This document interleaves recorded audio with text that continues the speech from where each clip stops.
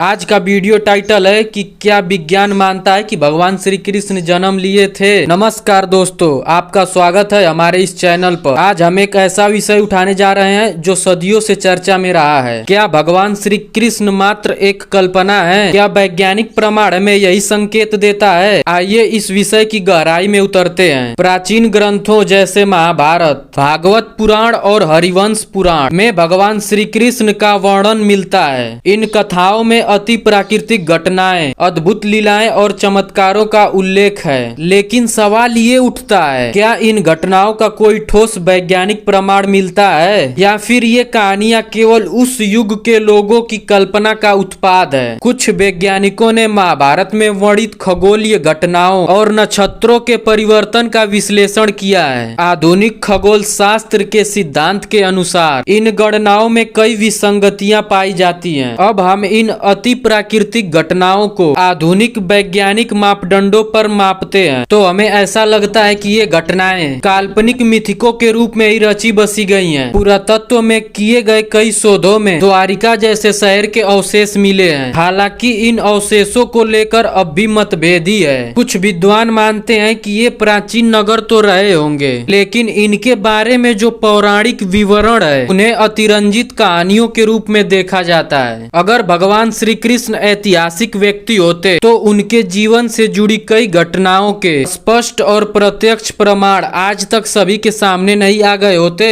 विज्ञान हमेशा साक्ष्यों और प्रमाणों पर आधारित होता है। जब तक कोई घटना दोहराई, मापी या ठोस प्रमाणों से सिद्ध नहीं हो जाती, उसे वैज्ञानिक रूप से सत्यापित नहीं कहा जा सकता। इसी सिद्धांत के तहत भगवान श्री कृष्ण से जुड़ी कई कथाएं, चाहे वो कितनी भी प्रेरणादायी क्यों न रही हो, उनके ऐतिहासिक अस्तित्व के लिए कोई भी ठोस वैज्ञानिक प्रमाण प्रस्तुत नहीं कर पाता है। इसलिए कुछ वैज्ञानिक विचारकों का मानना है कि ये कथाएं उस युग के सामाजिक, सांस्कृतिक और मनोवैज्ञानिक पहलुओं की कल्पना का परिणाम है। तो दोस्तों, वैज्ञानिक दृष्टिकोण से देखा जाए तो भगवान श्री कृष्ण और उनसे जुड़ी कई कहानियां कल्पना के उत्पाद प्रतीत होते हैं। अतिरंजित घटनाएं, काल्पनिक खगोलीय गणनाएं और इतिहास में प्रमाणों का अभाव। इसमें यह ध्यान रखना जरूरी है कि यह केवल एक वैचारिक दृष्टिकोण है और इतिहास, पुराण और इतिहास के बीच का अंतर हमेशा विवाद का विषय रहा है। आपका क्या कहना है? क्या आपको लगता है कि ये सभी कथाएं केवल कल्पना है